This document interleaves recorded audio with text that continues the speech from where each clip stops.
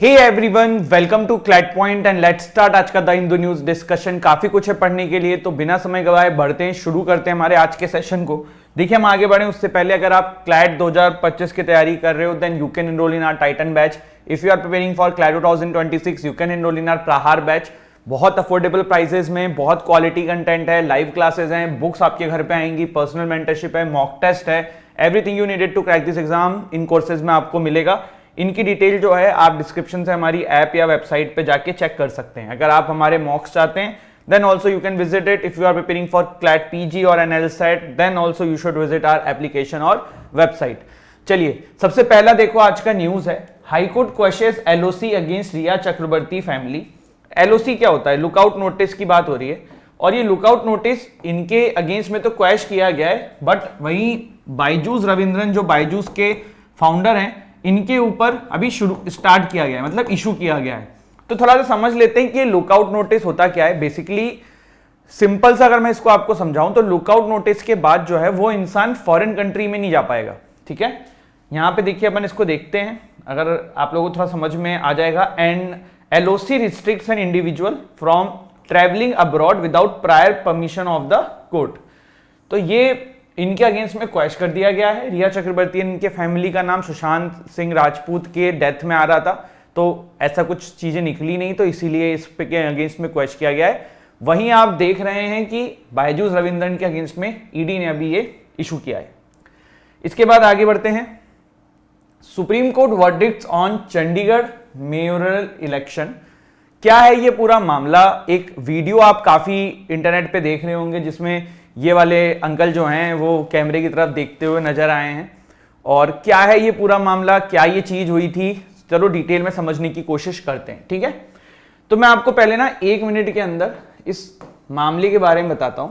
देखिए, चंडीगढ़ में ना मेयर इलेक्शन थे, और ये जो फोटो में इंसान थे इनका नाम था अनिल मासी। ठीक, तो ये वोट काउंट करने के लिए बैठे हुए थे, प्रिसाइडिंग ऑफिसर थे। तो इन्होंने 8 वोट्स को वहां पे ना डिफेस कर दिया, मतलब उस पर एक्स लगा दिया कि ये सही तरीके से नहीं डले, मतलब इन वोट्स की वैल्यू 0 है। वो 8 वोट जो है ना वो अपोजिशन के फेवर में थे, लेकिन इन्होंने जब उसको डिफेस कर दिया तो काउंटिंग के अकॉर्डिंग फिर बीजेपी जो है वो मेयर इलेक्शन जीत गई। कहां पे? चंडीगढ़ में। लेकिन क्या हुआ, ये वीडियो जो है ना ये वायरल हो गई, ये कोर्ट तक पहुंची, सुप्रीम कोर्ट तक पहुंची।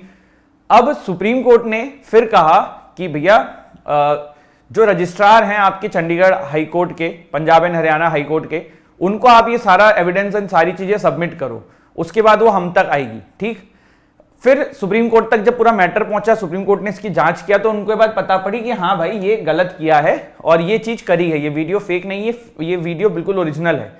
सुप्रीम कोर्ट ने आर्टिकल 142 का यूज करते हुए, जो कि सुप्रीम कोर्ट को स्पेशल पावर देता है कि वो जस्टिस प्रिवेल करने के लिए वर्डिक्ट दे सकते हैं, सुप्रीम कोर्ट ने कहा कि भैया फिर से इलेक्शन मत कराओ, ये 8 वोट जो आपने डिफेस किए ना इसको अपोजिशन के फेवर में दो। इसके बाद क्या हुआ, वहां पे आम आदमी पार्टी प्लस कांग्रेस का कोलिशन जो है वो मेयर इलेक्शन जीत जाता है। ये था ये पूरा मामला। मैंने आपको 1 मिनट में समझाया कि भाई ये हुआ क्या था। अब हमारे एग्जाम के लिए ना यहां पे जो इंपॉर्टेंट चीज है वो है आर्टिकल 142। ठीक, आर्टिकल 142 का यूज करके सुप्रीम कोर्ट ने ये फैसला लिया। ऐसी पहली बार नहीं हुआ है, आर्टिकल 142 का सुप्रीम कोर्ट बहुत बार यूज करता है बहुत सारी चीजों को सॉर्ट आउट करने के लिए। जैसे कि कल को कोई गवर्नमेंट कुछ उल्टा सीधा लॉ ले आए तो सुप्रीम कोर्ट आर्टिकल 142 के तहत उसको खत्म कर सकता है। इसी तरीके से सुप्रीम कोर्ट बहुत बार नए नए लॉ भी ले आता है आर्टिकल 142 के तहत। आपको ताजमहल का ऊपर एक वर्डिक्ट आया था सुप्रीम कोर्ट का, जिसमें साफ सफाई को लेके, ताजमहल जो पॉल्यूट हो रहा था उसको लेके सुप्रीम कोर्ट ने वर्डिक्ट दिया था, तो वहां भी हमारी सुप्रीम कोर्ट ने आर्टिकल 142 का ही यूज करके वर्डिक्ट दिया था। तो article 142 provides discretionary power to the Supreme Court. ठीक, as it states that the Supreme Court in the exercise of its jurisdiction में पास सच डिक्री और make such order as is necessary for doing complete justice in any cause और matter pending before it. ठीक है, तो ये article 142 है जिसका supreme court ने यूज किया था। लेकिन इसे कभी कभी क्रिटिसिज्म भी होता है। क्रिटिसिज्म इसलिए भी होता है कि कभी कभी सुप्रीम कोर्ट आर्टिकल 142 को मद्देनजर रहते हुए कुछ लॉ ऐसे ले आती है जिसका इंप्लीकेशन सोसाइटी पे बहुत ज्यादा हो जाता है, जिसको सुप्रीम कोर्ट उस समय समझ नहीं पाती है।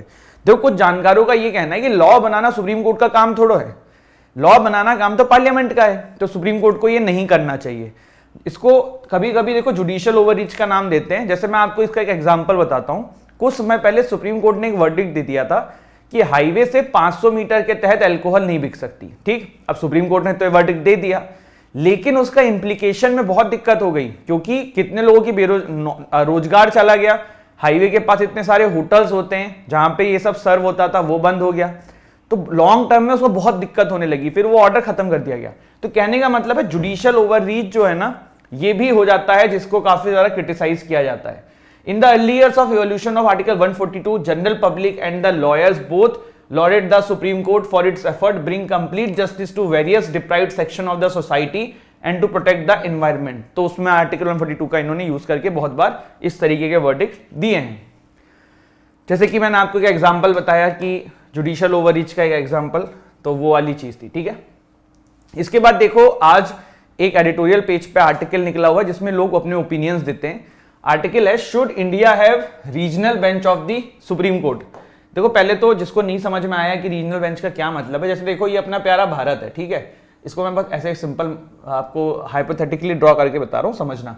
अभी हमारी सुप्रीम कोर्ट कहीं यहीं पे है, ठीक, तो अब क्या सोचो कि केरल का आदमी भी है, जो आसाम का आदमी भी है, वो भी यहां दिल्ली आता है केस अपना फाइल कराने, अगर सुप्रीम कोर्ट में कोई मैटर होता है तो बताने या इस तरीके की चीजें करने। बट अगर कहीं ऐसा हो कि भाई एक सुप्रीम कोर्ट की बेंच यहां बैठे, एक यहां पे सुप्रीम कोर्ट है ही है, एक नॉर्थ ईस्ट में चली जाए, एक JNK में चली जाए, तो भैया इधर का आदमी इधर रहेगा, इधर का आदमी इधर रहेगा, इधर का आदमी इधर रहेगा, इधर का आदमी इधर रहेगा। कहने का मतलब यह है कि जनता के लिए ना थोड़ा इजी हो जाएंगी चीजें। तो बेसिकली यही आर्टिकल निकला हुआ है, क्या सुप्रीम कोर्ट की रीजनल बेंचेस होनी चाहिए। तो अब आपसे क्वेश्चन कभी पूछा जा सकता है कि क्या ये पॉसिबल भी है कॉन्स्टिट्यूशन के अकॉर्डिंग, तो देखो बिल्कुल पॉसिबल है। जैसे कि देखिए लखनऊ में हाई कोर्ट है, बट एक्चुअली में हाई कोर्ट उत्तर प्रदेश की कहां है, इलाहाबाद हाई कोर्ट है, उसी की एक बेंच इलाहाबाद हाई कोर्ट की लखनऊ में बैठती है। इसी तरीके से सुप्रीम कोर्ट की भी बेंचेस जो हैं वो अलग अलग जगहों पे बैठ सकती हैं। हमारे कॉन्स्टिट्यूशन में एक आर्टिकल है, वो आर्टिकल आप मुझे कमेंट सेक्शन में बताएंगे कौन सा है, थोड़ा रिसर्च करना, नहीं बता पाओगे तो कल मैं आपको बताऊंगा, ठीक है। तो ये रीजनल बेंच की बात हो रही है, इसमें आपका अपना ओपिनियन हो सकता है भैया होनी चाहिए कि नहीं होनी चाहिए। एक और चीज है, देखो दिल्ली में अब क्राउड बहुत बढ़ती जा रही है, तो रीजनल बेंच होने का एक फायदा ये भी रहेगा कि जो लोग वहां नहीं रहते हैं एटलीस्ट उन लोगों का ट्रैवल वहां पे कम हो जाएगा कोर्ट के वजह से, अगर जो ट्रैवल करते हैं। Taliban carry out public execution, ठीक है, रीडेबल न्यूज है, कुछ कर नहीं सकते हैं, कुछ पढ़ नहीं सकते हैं इसमें, और कुछ एग्जाम में नहीं आएगा, दुर्भाग्यपूर्ण चीज है, लेकिन ये तालिबान कर रहा है, ठीक है, फॉरेन न्यूज थी ये। इसके बाद एक आर्टिकल जो है ना आज मैंने बिजनेस लाइन से लिया है, क्योंकि द हिंदू में बहुत ऐसा कुछ एग्जाम पर्सपेक्टिव का आर्टिकल बचा नहीं था आज। Another colonial era Indian Post Office Act 1898 to be repealed. ये आर्टिकल वैसे हमने कुछ दिन पहले भी, आई थिंक 1-2 महीने पहले डिस्कस किया था, बट अब ये फिर से आज न्यूज में था, एडिटोरियल था बिजनेस लाइन में, तो इसको देखते हैं, ठीक है। चलिए देखो, पोस्ट ऑफिस बिल 2023 जो है ना, ये बिल आया था जो कि पोस्ट ऑफिस एक्ट 1898 को चेंज करने के लिए लाया गया था, ठीक। देखो एग्जाम में क्वेश्चंस कैसे आते हैं, ऐसे ही आते हैं भाई कि अभी ये बिल आया था, कौन से एक्ट को कर रहा था, तो एक्ट में नाम तो आपको पता होगा, ईयर में कंफ्यूज हो जाओगे, तो वो ध्यान रखना। 1898 का जो पोस्ट ऑफिस एक्ट था उसको चेंज करने के लिए लाया जा रहा था। 125 साल पुराना ये एक्ट था, इसीलिए इसको बदला भी जा रहा था। दूसरा ब्रिटिशर्स के द्वारा लाया गया था, उस समय सिस्टम अलग था, सोसाइटी अलग थी, अब इसको चेंज की नीड थी, ठीक। The act regulates Indian post, a departmental undertaking of central government, ठीक। इस बिल के अंदर कुछ ऐसे प्रोविजंस हैं जो चेंज किए गए हैं और जो आपके एग्जाम के लिए इंपॉर्टेंट है, वो अब हम देखना शुरू करते हैं, ठीक है। सबसे पहली चीज देखो, इसमें यह बोला गया है कि जो पोस्ट ऑफिस डिपार्टमेंट है ना, वो सरकार के कहने पे, मतलब जो कस्टम डिपार्टमेंट है वो सरकार के कहने पे, या फिर कस्टम डिपार्टमेंट को अगर उसका नीड लगता है तो वो चीजों को, आपका कोई भी कुरियर आ रहा है, कुछ भी आ रहा है, उसको रोक सकता है on the grounds of state security, friendly relation with foreign states, public order, emergency, public safety और कंट्रवेंशन ऑफ एनी अदर लॉ। तो ये कुछ रीजंस के थ्रू पावर दी गई है जिसके तहत कस्टम डिपार्टमेंट आपके कुरियर्स को रोक सकता है। अब यहां पे देखो ये चीज डिफाइन नहीं है, आप कहोगे कि सर हमारा तो कुरियर जो है वो इनमें से कुछ भी नहीं होगा, बट ये डिफाइन नहीं है। मैं आपको इसका एक एग्जांपल बताता हूं। आज से 3-4 साल पहले मेरे एक रिलेटिव हैं, तो ऑल दो उस समय तो इस तरीके के लॉ नहीं थे, लेकिन अब ये तो बिल्कुल गारंटी के साथ लॉ डाल दिया गया है। तो उन्होंने ड्रोन मंगाया था चाइना से, जो कि कस्टम डिपार्टमेंट ने रोक लिया था, तो वैसा एक बात थी। The bill exempts the post office and its officer from any liability by reason of any loss, misdelivery, delay और damage in course of any service provided by the post office except such liability as may be prescribe. कहने का मतलब है post office के जो लोग हैं उनकी वजह से अगर कोई गलती हो जाती है, कुरियर आप तक नहीं पहुंचता है, कुरियर खराब हो जाता है, तो भी उनको इससे लाइबिलिटी फ्री कर दिया जा रहा है ये नए वाले लॉ में। तो ये भी इसका क्रिटिसिज्म भी हो रहा है बाहर कि भैया ये क्यों कर रहे हो। The bill removes all penalties and offences under 1898 act. भैया सारे ऑफेंस, अगर आप जैसे पहले क्या था कि कोई चोरी कर रहा है या कुछ कर रहा है तो उसके ऊपर मिसकंडक्ट, थेफ्ट, फ्रॉड, इन सब चीजों के ऊपर एक्शन लेने की बात कही जाती थी, बट अब वे सब भी हटा दिया गया है। At the same time if anyone refuses और neglects to pay the charges for availing service provided by the post office, such amount shall be recovered as if it were an arrears of the land revenue. ठीक है।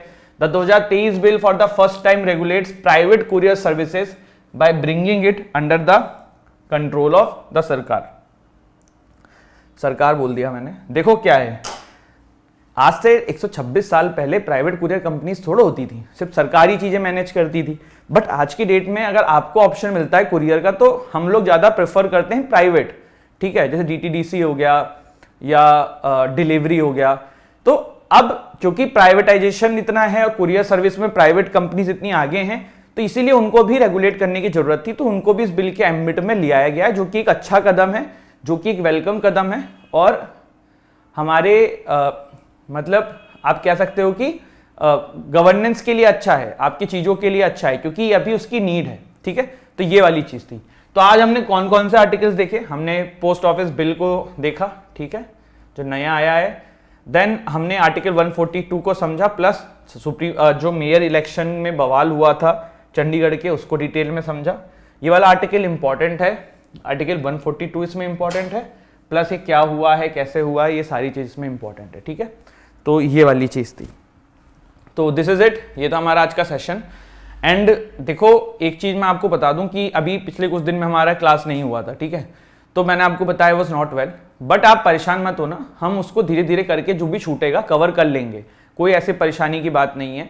जैसे आज कुछ cover कर लिया, एक article कल कर लिया, क्योंकि देखो एग्जाम के पर्सपेक्टिव से ना न्यूज़पेपर में डेली आर्टिकल नहीं आते हैं। जैसे आज मैंने एक टॉपिक उठाया बिजनेस लाइन का, तो ये पोस्ट ऑफिस वाला लास्ट वीक भी हिंदू में आया था। तो कहने का मतलब ये है कि डेली एग्जाम के पर्सपेक्टिव के टॉपिक नहीं निकलते हैं न्यूज़पेपर में, तो जहां जहां जो इंपॉर्टेंट लगेगा वो करके कवर कर दिया जाएगा। ठीक है, तो ये वाली चीज थी।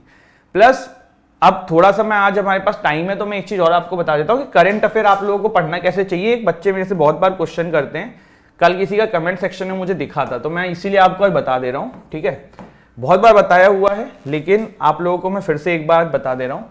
देखो करंट अफेयर में सबसे पहली चीज तो देखो कि आपके पास चीजें क्या क्या हैं। सबसे पहले एक है न्यूज़पेपर, ठीक है, एक है मैगजीन और एक है क्लासेस। अगर आप कोचिंग में इनरोल्ड हो या फिर यूट्यूब पे चैनल फॉलो करते हो तो पहली चीज तो ये है, और एक और है इसमें, वो है मॉक।